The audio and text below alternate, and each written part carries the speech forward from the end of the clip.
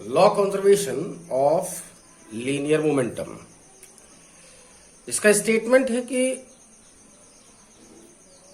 अगर किसी सिस्टम पर कोई एक्सटर्नल फोर्स अप्लाई ना हो रही हो तो उसका जो टोटल मोमेंटम है वो अनचेंज्ड रहेगा या फिर वो कांस्टेंट रहेगा, वो बदलेगा नहीं वो।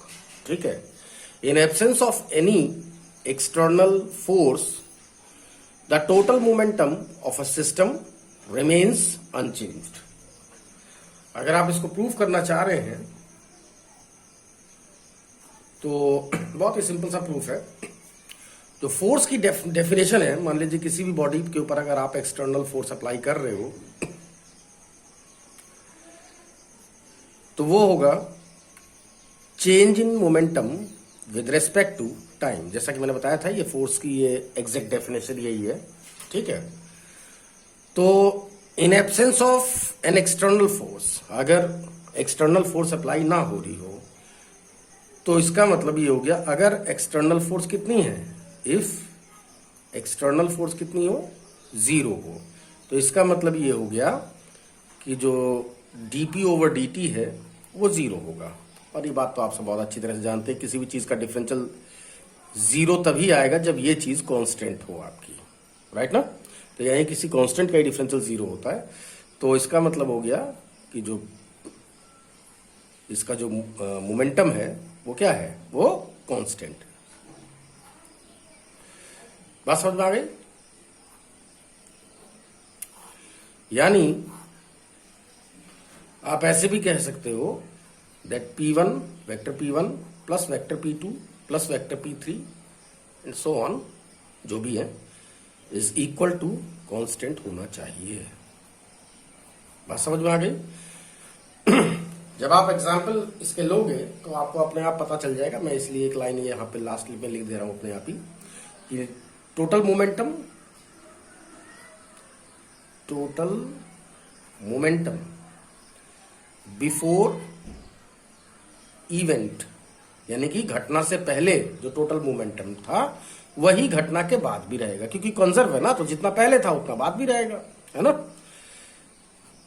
Total momentum after event. ठीक। तो ये छोटा सा इसका डेरिवेशन है ये।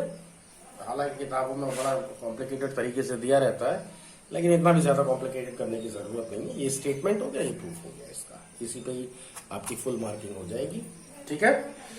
अच्छा, अब अगर हम इसके कुछ एग्जाम्पल लें तो एग्जाम्पल के तौर पे अगर आप देखें तो जैसे रिकॉयल ऑफ गन। रिकॉयल का गन का मतलब ये हो गया कि अगर ये आपके पास, ये मान लीजिए कोई गन है ये, राइट, और इस गन से आपने एक बुलेट फायर की। पहले ये गन रेस्ट में था, आपके हाथ में था, तो जैसे ही आपने इसको आप सुनिए, ऐसा समझिए कि पहले ये बुलेट इसके अंदर थी, ठीक है, और इस टाइम पर इसकी वेलोसिटी 0 थी।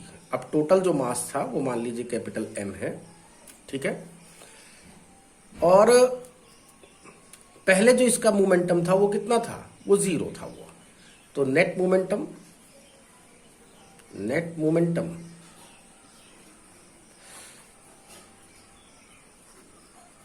Before event. अब इवेंट क्या है, आपको इसे फायर करना है, तो इवेंट से पहले नेट मोमेंटम कितना था, 0, या फिर एक नल वेक्टर था, राइट। अब जब आपने इसे बुलेट को फायर किया तो ये स्मॉल m मास का ये जो बुलेट है ये v वेलोसिटी से ऐसे चलना शुरू कर दिया आगे की तरफ। तो इसका मतलब एक मोमेंटम फॉरवर्ड डायरेक्शन में लग गया है, राइट ना। बात समझ में आ गई। तो इसका मतलब ये हो गया कि अगर मोमेंटम इसका इधर की तरफ लगा है तो नेट मोमेंटम को 0 करना है, ये ध्यान रखिएगा, क्योंकि जितना पहले था मोमेंटम, पहले 0 था, अभी भी 0 होगा। तो अगर इतना मोमेंटम अगर फॉरवर्ड डायरेक्शन में लग गया है तो खुद गन को भी इतना ही मोमेंटम से पीछे की तरफ भागना पड़ेगा ताकि नेट मोमेंटम 0 हो जाए, क्योंकि पहले 0 था ये, है ना। तो इसका मतलब ये हो गया कि अगर मैं ऐसे कहूं दैट टोटल मोमेंटम अब कितना आ रहा है, P1 इसका बुलेट का, और गन का कितना है, मान लीजिए P2 है, ठीक, तो इवेंट के बाद टोटल मोमेंटम कितना है, इतना, और इवेंट से पहले कितना था, वो 0 था, यानी कि एक नल वेक्टर था। बात समझ में आ गई? तो इसका मतलब ये हुआ that P2 is equal to किसके हुआ, माइनस P1 के। ये लो जी, इसका मतलब है कि जो गन है उसका मोमेंटम बुलेट के मोमेंटम के इक्वल होगा। ध्यान से देखेंगे, P2 और P1 मैग्नीट्यूड में तो सेम ही है, इक्वल साइन लगा है ना ये, ठीक, लेकिन जस्ट ऑपोजिट डायरेक्शन में, P1 के जस्ट ऑपोजिट डायरेक्शन में, यानी कि अगर ये फॉरवर्ड भाग रहा है तो बैकवर्ड भागेगा ये। इसलिए बुलेट वगैरह फायर करने के लिए या फिर गन से बुलेट फायर करने के लिए आपके हाथों में दम होना चाहिए। ऐसे फिल्में देखने से काम नहीं चलेगा कि जगह एक हीरो आया और उसने इस तरह से पकड़ा और दोनों हाथ से गोलियां दागता चला गया, इस तरह से नहीं होता है, ठीक है। जब भी आप बुलेट फायर करोगे तो आपका हाथ भी पीछे की तरफ जाएगा, और अगर आपके अंदर दम नहीं है तो आपका हाथ उखाड़ सकता है, कंधा उखाड़ सकता है आपका ये, ठीक है। तो इसीलिए इसकी स्पेशल ट्रेनिंग दी जाती है, बच्चों को स्ट्रांग किया जाता है इसके लिए, ताकि गन चला सके, बुलेट फायर कर सके, ठीक। इसके बाद हम एक जनरल दूसरा एग्जाम्पल लेते हैं इसके लिए। हालांकि ये ध्यान रखिएगा कि इसी टाइप के न्यूमेरिकल्स भी आते हैं करने के लिए। अब ये जैसे आप अर्थ पे हो, ठीक है, और आपने अर्थ से एक बॉल ऊपर की तरफ फेंक दी। ध्यान दीजिएगा, आपने ऊपर की तरफ फेंक दिया बॉल। ऊपर की तरफ फेंकने का मतलब ये है कि आपने एक मोमेंटम आगे की तरफ अप्लाई कर दिया है। तो इसका सीधा मतलब क्या है, इसका सीधा मतलब ये है कि इस अर्थ को भी उतने ही मोमेंटम से पीछे जाना पड़ेगा, लेकिन अर्थ का मास काफी हैवी है। Actually momentum is equal to होता है मास इनटू वेलोसिटी, ठीक है ना। तो चूंकि मास काफी हैवी है इसका, इसलिए जो इसकी जो वेलोसिटी है वो बहुत ही कम, यानी सम माइक्रोन पर सेकेंड, लगभग इतनी स्पीड से पीछे जाएगा ये। इसी तरह से जब ये वापस आएगी इधर की तरफ, जब वापस लौटने लगेगी ये, तो मोमेंटम इधर की तरफ अप्लाई हो गया। तो सीधी सी बात है, अब इसको जस्ट ऑपोजिट डायरेक्शन में एक और मोमेंटम अप्लाई करना पड़ेगा, तो अर्थ भी इसकी तरफ भागने शुरू कर देगी, ठीक है। तो मतलब ये होगा, लेकिन अर्थ का चूंकि मास काफी हैवी है तो इस वजह से आपको इसकी वेलोसिटी का पता नहीं चलता है। बात समझ में आ गई? अच्छा, इस तरह से बहुत सारे एग्जाम्पल हैं जो आप लोगों की बुक वगैरह में लिखे होंगे, ठीक है। तो जैसे कि जंपिंग फ्रॉम अ बोट, जैसे कि आप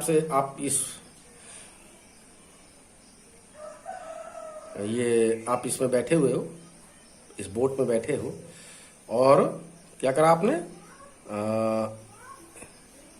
ये मान लीजिए शोर है, ये नदी है जिसमें आप हो। अब आपने इसमें से इधर छलांग लगा दी, यानी कि पानी में कूद गए। तो जब आप पानी में कूदे हो तो ध्यान रखना, शुरुआत में आपने एक इस तरह से मोमेंटम आपने अप्लाई किया है। तो अगर आपने मोमेंटम ऐसे अप्लाई किया तो इसका मतलब क्या हुआ, खुद बोट को भी पीछे की तरफ भागना पड़ेगा उतने ही मोमेंटम से, नहीं तो मोमेंटम कंजर्व नहीं रह पाएगा फिर, ठीक है ना। जैसे फ्लाइट ऑफ रॉकेट है, अब रॉकेट है तो ये जैसे रॉकेट को जब आप लॉन्च करोगे, ठीक है, तो इसके नोजल से हम बहुत ही हाई स्पीड से गैसेस को बाहर निकालते हैं, या इसका जो फ्यूल होता है उसको बाहर निकालते हैं। तो इतना हैवी मोमेंटम होता है कि जस्ट इसके ऑपोजिट डायरेक्शन में इतना मोमेंटम अप्लाई हो जाता है कि रॉकेट खुद भी ऊपर आगे की तरफ भागना शुरू कर देता है। ये तो खैर आप, अब दिवाली आ रही है तो आप लोगों ने नॉर्मल देखा ही होगा इसको, ठीक है।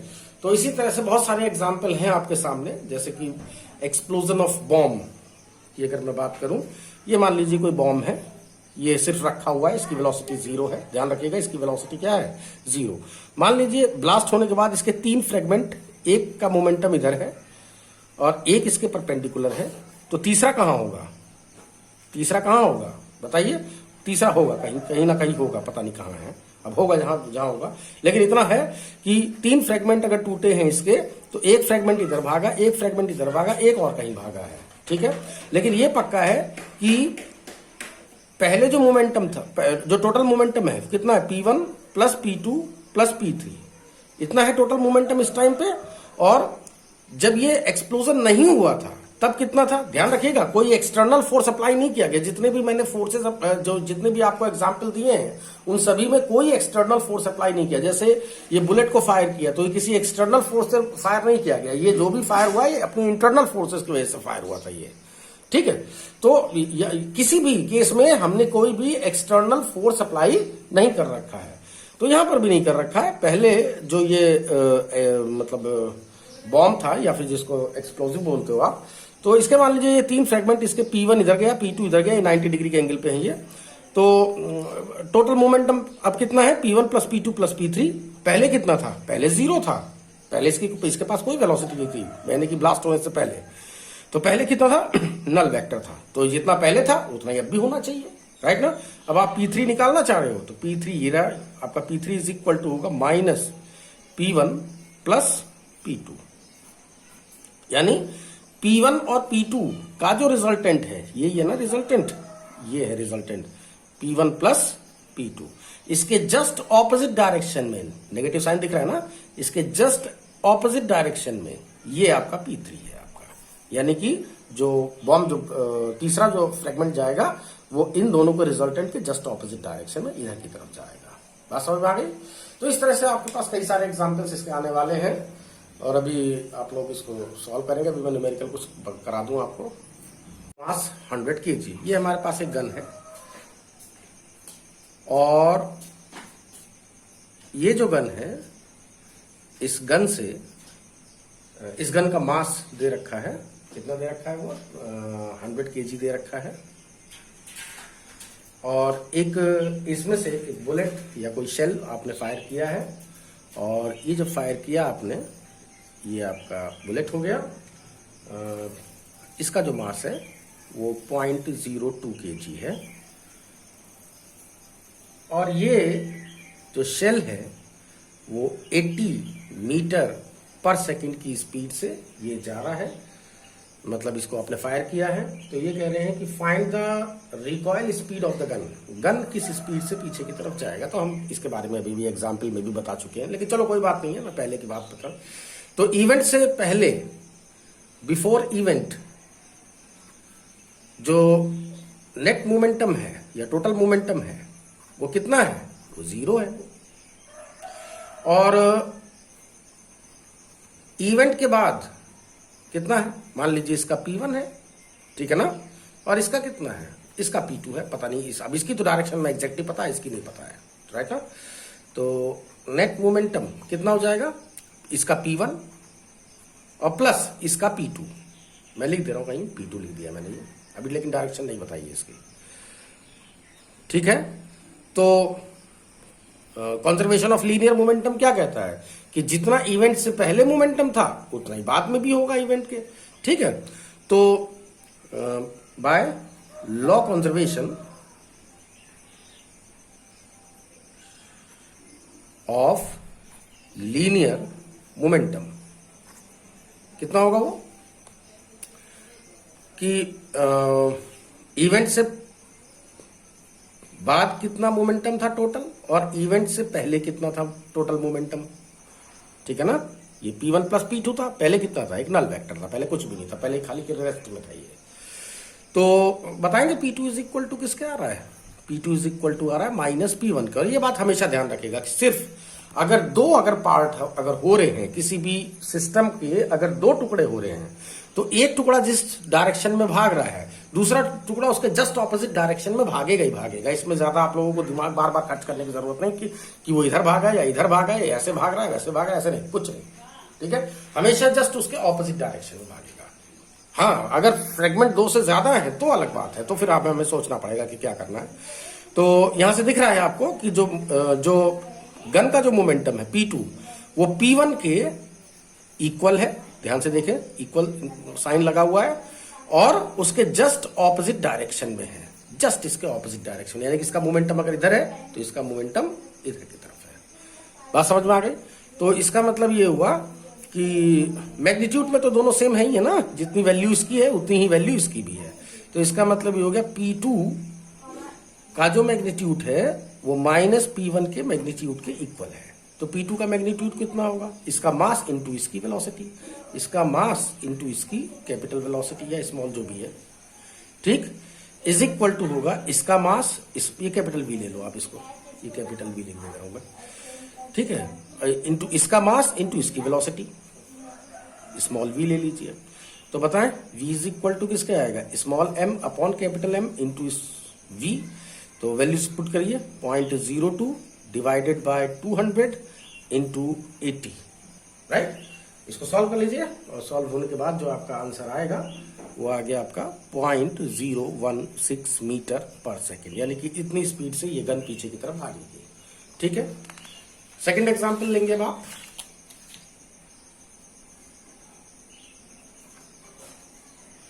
A uniform shell explodes into 3 equal parts। अच्छा ठीक है, चलो तीनों का मास बिल्कुल सेम है। 2 of part fly off perpendicular to each other। लो अभी आपको एग्जाम्पल ही दिया था, अभी ये क्वेश्चन ही दे दिया इन लोगों ने, ठीक है। ये मेरे पास कोई शेल है ये, या कोई एक्सप्लोजिव है, और इसकी इनिशियल वेलोसिटी 0 है जैसा कि दिख रहा है। इसका मतलब इसका जो मोमेंटम है फिलहाल, है ना, टोटल मोमेंटम बिफोर ब्लास्ट, या हम तो इवेंट ही बोलेंगे, अब इवेंट कई टाइप के होते हैं, ठीक है। Before event is equal to हो जाएगा किसके? इसका जो भी मास हो, वैसे इसके 3 बराबर टुकड़े हुए हैं, इसके 3 बराबर टुकड़े हुए हैं, तो एक ये वाला मास, एक ये वाला मास, और ये दोनों मास बिल्कुल सेम है। मैं मास को यहां पे दिखा दे रहा हूं, ये वेलोसिटी है इसकी, ठीक है। ऐसे 2 परपेंडिकुलर डायरेक्शन में गए हैं। तो बिफोर इवेंट कितना है? इसका टोटल मास कितना हो जाएगा? 3m, भाई m मास इसका, m मास इसका, एक m मास और टूटा है इसमें से, तो टोटल 3m हो गया। वेलोसिटी इसकी 0 है ही, तो इसका मतलब ये नल वेक्टर है, चलो, या फिर 0 है ये। अच्छा, अब इवेंट के बाद कितना होगा? तो टोटल मोमेंटम आफ्टर इवेंट ये कितना होगा आपका, बताएं। इसका मोमेंटम मान लीजिए P1 है, इसका मोमेंटम मान लीजिए P2 है, तीसरा पता नहीं कहां गया, शायद वही पूछा ही होगा, मैं क्वेश्चन एक बार पढ़ लूं।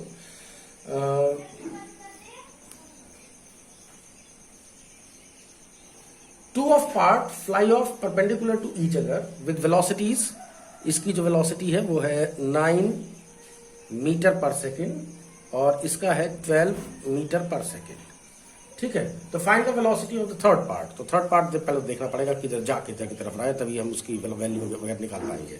तो इसका मोमेंटम हो गया P1, इसका हो गया P2, और इसका हो गया जो तीसरे वाले का है वो मान लीजिए P3 है। तो टोटल मोमेंटम इतना आ रहा है। तो P1 conservation of linear momentum क्या कह रहा है कि जितना घटना से पहले टोटल मोमेंटम था उतना ही घटना के बाद भी रहेगा। तो आपको मेरे ख्याल से P3 की निकाल लें। P3 कहाँ है? तो P3 इज इक्वल टू हो जाएगा, इसको इधर ले जाइए, तो 0 ही समझिए इसको, माइनस P1 प्लस P2, यानी जो P3 होगा वो P1 और P2 का जो भी रिजल्टेंट आ रहा है उसके जस्ट ऑपोजिट डायरेक्शन में होगा, यानी कि ये रहा, इसके ये हो गया P1 प्लस P2 और इसके जस्ट ऑपोजिट डायरेक्शन में यही है आपका P3। बात समझ में आ गई होगी मेरे ख्याल से, ठीक है। तो मैग्नीट्यूड में तो सेम ही है, जितना वैल्यू इसकी इतनी है वैल्यू उतनी सेम वैल्यू इसकी भी है। तो P3 मैग्नीट्यूड में और माइनस P1 प्लस P2 का जो मैग्नीट्यूड है वो बिल्कुल इक्वल होगा। तो P1 और P2 का जो मैग्नीट्यूड है वो निकाल लीजिए आप यहां से। तो निकालेंगे हम लोग, तो 90 डिग्री के एंगल पे एक्ट कर रहे हैं, ध्यान रखिएगा। तो ये 2 वेक्टर है, इनका रिजल्टेंट आपको फाइंड करना है। तो P इज इक्वल टू किसके हुआ बताएं? P1 प्लस P2 का मैग्नीट्यूड इज इक्वल टू हो जाएगा under root P1 square plus P2 square plus twice P1 P2 cos 90 की वैल्यू 0 होगी। तो वैल्यू रख लेंगे, मास इंटू वेलोसिटी कितनी है 9 का स्क्वायर प्लस P2 कितना हो गया, मास इंटू वेलोसिटी यानी कि 12 का स्क्वायर यानी कि 81, और ये हो जाएगा 144, और ये हो गया 5 4 1 5 8 4 12 2 का, यानी कि ये आ गया 15 मीटर पर सेकेंड। एक सेकेंड, मास भी तो है ना इसमें, m स्क्वायर, तो ये m बाहर आ जाएगा, तो 15m आ जाएगा, ये 15m kg मीटर पर सेकेंड, ये इसका मोमेंटम है। बात समझ में आ गई? अच्छा, तो बस बताएं, इसकी वैल्यू इसके इक्वल है ही। तो P1 और P2 का जो रिजल्टेंट आ रहा है, ये नेगेटिव से कोई मतलब नहीं है, मैं पहले तुम बता चुका हूं कई बार। ये कितना आ रहा है? ये 15 आ रहा है, 15m। अच्छा, P3 का कितना आएगा? मान लीजिए इसकी वेलोसिटी v है, v3 है मान लीजिए इसकी वेलोसिटी, मास तो इसका m है ही पहले से ही, तीनों के तीनों इक्वल फ्रेगमेंट है ये, तो इक्वल मास के मतलब है फ्रेगमेंट, तो ये हो गया मास इंटू वेलोसिटी, तो मास से मास कैंसिल हो जाएगा, ये आ गया 15 मीटर पर सेकेंड। ये लीजिए जो तीसरा फ्रेगमेंट है वो 15 मीटर पर सेकेंड की स्पीड से इन दोनों के रिजल्टेंट के जस्ट ऑपोजिट डायरेक्शन में वो फ्लाइंग हुआ होगा। ठीक है। अच्छा, इसके बाद ध्यान देखिए जरा, क्वेश्चन नंबर 3 पे जरा गौर करेंगे आप लोग। एक प्रोजेक्टाइल है और इस प्रोजेक्टाइल का जो मास है वो 50 kg है और ये इनिशियली 100 मीटर पर सेकंड की स्पीड से ये ऊपर की तरफ इसे हमने प्रोजेक्ट किया है, और 5 सेकंड के बाद आफ्टर 5 सेकंड ये t = 0 पे है, t = 5 सेकंड, ये यहाँ पर एक्सप्लोज्ड हो गया, मतलब इसके 2 फ्रेगमेंट इसके हो गए हैं। एक फ्रेगमेंट ऊपर की तरफ भाग गया है, दूसरे के बारे में पूछा है इसने हमसे, तो हम अभी पता लगा रहे हैं इसका कि दूसरा फ्रेगमेंट किस स्पीड से कहाँ की तरफ भागेगा, तो ये भी हम 2 मिनट में देख लेते हैं, ज़्यादा कोई इतनी बड़ी बात नहीं है इसके अंदर। ठीक है, तो लेकिन ये है कि हमें ये पता होना चाहिए कि 5 सेकंड के बाद इसकी फाइनल वेलोसिटी कितनी है। तो मैं फाइनल वेलोसिटी जरा निकाल लूँ इसकी, क्योंकि बिना इसके कुछ बात बनेगी नहीं। ये इनिशियल वेलोसिटी है u 100, तो मैं फॉर्मूला अप्लाई कर रहा हूँ, v = u - gt। तो फाइनल वेलोसिटी आपको फाइंड करनी है, इनिशियल वेलोसिटी 100 मीटर पर सेकेंड है, g की वैल्यू 9.8 है, और यहाँ से यहाँ तक पहुँचने में से 5 सेकेंड का टाइम लगा है। तो ये जो आंसर आ गया आपका 100 - 51, दैट इज ये हो गया 40, हाँ नहीं 51, 5 8 40 हो जाएगा ना, ये 5 8 40, 5 9 45, 49 ये आ जाएगा ये। तो ये आ गया 51 मीटर पर सेकेंड। अब जरा ये भी साथ ही साथ बता दो कि जब ये इस स्पीड से जब इधर की तरफ ये जा रहा है तो इसका मोमेंटम कितना है। अभी कोलिजन नहीं हुआ है ना, तो कोलिजन मेरा मतलब अभी इसमें एक्सप्लोजन नहीं हुआ है इसके अंदर। ठीक है, तो मोमेंटम कितना आ रहा है? मोमेंटम बिफोर ब्लास्ट या बिफोर इवेंट वो कितना है? वो है आपका मास इनटू वेलोसिटी। मास है इसका फिलहाल अभी ब्लास्ट नहीं हुआ है तो 50 kg है, और ये है आपका 51। तो ये हो गया 0, 5 1 5, 5 2 5 5 25 kg मीटर पर सेकेंड। यहाँ तक क्लियर होगी बात? अच्छा, अब यहाँ से जरा सवाल को जरा देखिए कि अभी इवेंट नहीं हुआ है और जो इसका मोमेंटम है p वो अपवर्ड डायरेक्शन में लगा हुआ है। ये है इसका मोमेंटम p, सिर्फ p है ये। ठीक है, ये है मोमेंटम p। अच्छा, एक फ्रेगमेंट इसका जो 20 kg का है वो यहाँ पर इस पॉइंट पे 20 kg का फ्रेगमेंट अपवर्ड डायरेक्शन में चला गया है, तो एक ऐसे चला गया ये इधर की तरफ। तो इसका जो मोमेंटम है वो मान लीजिए P1 है। ध्यान रखिएगा, ये 20 kg का मास है, ये 20 kg वाला इसका जो टुकड़ा है, टोटल 50 kg का था, यहाँ ब्लास्ट हुआ, 20 kg का टुकड़ा ऊपर की तरफ उड़ गया है विद वेलोसिटी 150 मीटर पर सेकेंड, राइट ना। तो इसका जो मोमेंटम है P1 कोलिजन के बाद, ये मेरा मतलब इवेंट के बाद। ठीक है, एंड आफ्टर इवेंट जो मोमेंटम है, एक तो ये P1 और एक दूसरा टुकड़ा भी उड़ा होगा, एक 20 टोटल 50 kg था, ये 20 kg ऊपर की तरफ चला गया, तो इसका मतलब 30 kg कहीं और भागा है। तो 30 kg किधर जा गया है? सिर्फ 2 ही अगर फ्रेगमेंट होते हैं तो मैंने अभी आपको बताया था कि एक टुकड़ा जिधर की तरफ भी भागा है तो दूसरा टुकड़ा उसके जस्ट ऑपोजिट डायरेक्शन में गया होगा, यानी कि ये वाला जो टुकड़ा है वो इधर की तरफ गया होगा, P2। बात समझ में आ गई ना। तो जो after event P1 is equal to किसके होगा? P1 डायरेक्शन तो मैंने यहीं पे दिखा दिया, तो मैं यहाँ सिर्फ मैग्नीट्यूड लिख दे रहा हूँ। P1 इज इक्वल टू हो जाएगा मास है इसका 20, वेलोसिटी है इसकी 150, यानी कि ये टोटल हो गया 3000 kg मीटर पर सेकेंड, राइट। और जो P2 है जो इधर की तरफ गया है ना, जस्ट ऑपोजिट डायरेक्शन में, P2 की जो वैल्यू है, इसका जो मास है, मास ऑब्वियस सी बात है 30 kg का इधर की तरफ गया होगा, 30 और इनटू इसकी जो भी वेलोसिटी है वो हमें फाइंड करनी है, वो मैंने v लिख दिया है उसको। बात समझ में आ गई? तो अब बताएं जरा कि बिफोर कोलिजन जो नेट मोमेंटम है वो कितना था? वो था p। ध्यान रखिए अब की बार जीरो नहीं है, इससे पहले के 2 न्यूमेरिकल लिए थे मैंने, उसमें जीरो था इनिशियल, लेकिन इवेंट से पहले कितना है? p है, और इवेंट के बाद कितना है? इवेंट के बाद एक P1 और एक दूसरा ये P2, जस्ट ऑपोजिट डायरेक्शन में P1 और ये plus P2। Is that clear? तो ये बताएंगे मैग्नीट्यूड में कितना आएगा? मैग्नीट्यूड में हो जाएगा ये P is equal to P1 plus P2 का मैग्नीट्यूड। तो ये P इज इक्वल टू किसके आया? P1 plus P2। बताएं, ये वाला वेक्टर यानी कि P1 वेक्टर और ये P2 vector just opposite direction में एक्ट कर रहे हैं 180 डिग्री के एंगल पर, तो इनका रिजल्टेंट कितना आएगा? दोनों के डिफरेंस के इक्वल। तो डिफरेंस ले लीजिए, P1 माइनस P2, राइट।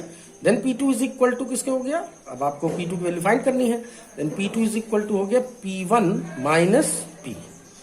तो अब P1 की वैल्यू तो आपको पता ही है, P1 अभी हमने निकाला 3000 निकाला था, माइनस P2 निकाला है इतना, तो ये सब्ट्रैक्ट होके आ गया P2 इज इक्वल टू हो गया, यहां ध्यान देंगे जरा, P2 इज इक्वल टू हो गया 450, राइट।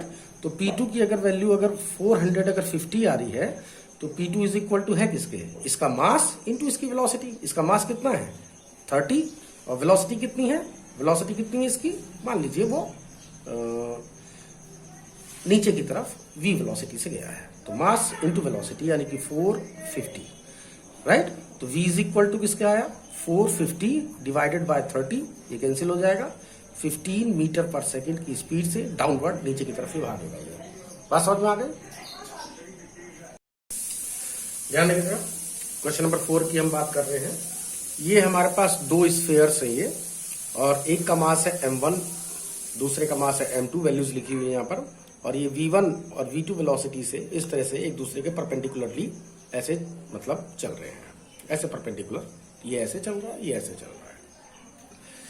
तो कह रहे हैं determine the magnitude and direction of the combined momentum of the moving spheres shown in the figure by drawing a vector diagram. तो ठीक है, वेक्टर डायग्राम इसका बताएं। P1 कितना आ जाएगा इसका? इसका P1 है इधर की तरफ, P1 वैल्यू मास इंटू वेलोसिटी यानी कि 12 kg मीटर पर सेकेंड। इसका कितना है? 4 3 12, इसका भी 12 ही आ रहा है, यानी कि दोनों वेक्टर इक्वल वैल्यू के हैं। ये हो गया P2 इधर की तरफ, राइट। ये भी आपका 12 ही है, सेम वही वैल्यू है। तो इन दोनों का रिजल्टेंट कितना आएगा?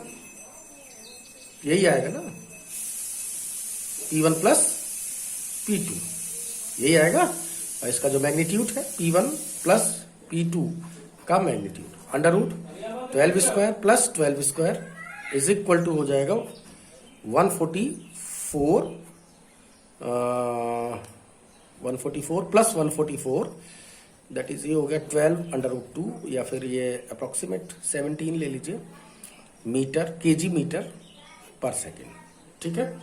और डायरेक्शन भी पूछ ही रहा होगा, तो डायरेक्शन ये रहा, अल्फा निकाल लीजिए हॉरिजॉन्टल से एंगल। तो tan alpha is equal to किसके हो जाएगा? P2 अपॉन P1 यानी कि 12/12 यानी 1 यानी tan 45, यानी अल्फा इज इक्वल टू 45, यानी हॉरिजॉन्टल से कितना डिग्री का एंगल? हॉरिजॉन्टल से 45 डिग्री के एंगल पर ये एक्टिव है ये, ठीक है। ध्यान देंगे जरा क्वेश्चन नंबर 5 पे ध्यान देंगे।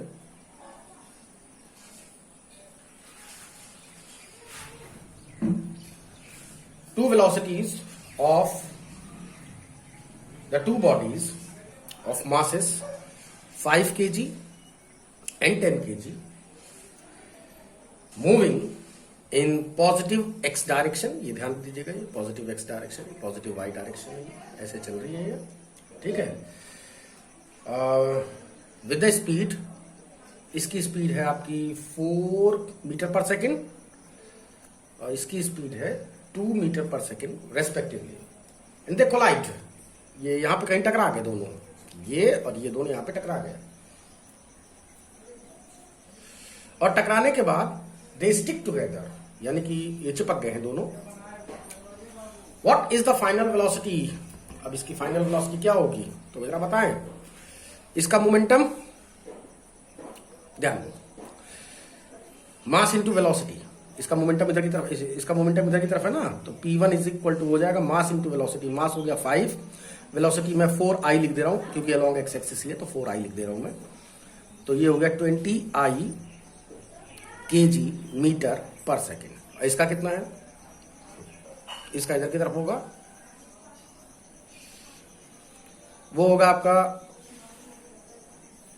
P2 is equal to 10 mass into velocity. ये चूंकि वाई एक्सिस के अलाउंग है तो मैं इसे J लिख दे रहा हूं, 2J कैप, यानी ये हो गया आपका 20J मीटर पर सेकेंड। अब ये यहां पर टकरा गए, तो पहले तो ये देखो total momentum before event is equal to होना चाहिए टोटल मोमेंटम आफ्टर इवेंट। समझ में आ गई ना बात। तो शुरुआत का बताइए कितना है, P1 plus P2, P1 plus P2, right. और बाद में इवेंट के बाद यानी कि टकराने के बाद जब ये आपस में चिपक गए हैं उस समय पर मान लीजिए मोमेंटम कितना है, P है। Is that clear. तो ये हो जाएगा 20I plus 20J is equal to P। P का मतलब मास इंटू वेलोसिटी, मास इसका M है, M यानी कि टोटल जब दोनों स्टिक टुगेदर हो जाएंगे, जब जुड़ जाएंगे जब दोनों, तो ये 5 kg और ये 10 kg, टोटल 15 हो जाएगा, राइट। इनटू इसकी वेलोसिटी जो भी है वेक्टर V मैं ऐसे लिख दे रहा हूं, ठीक है। Then vector V is equal to हो जाएगा 1/15 20I plus 20J, that is 4/3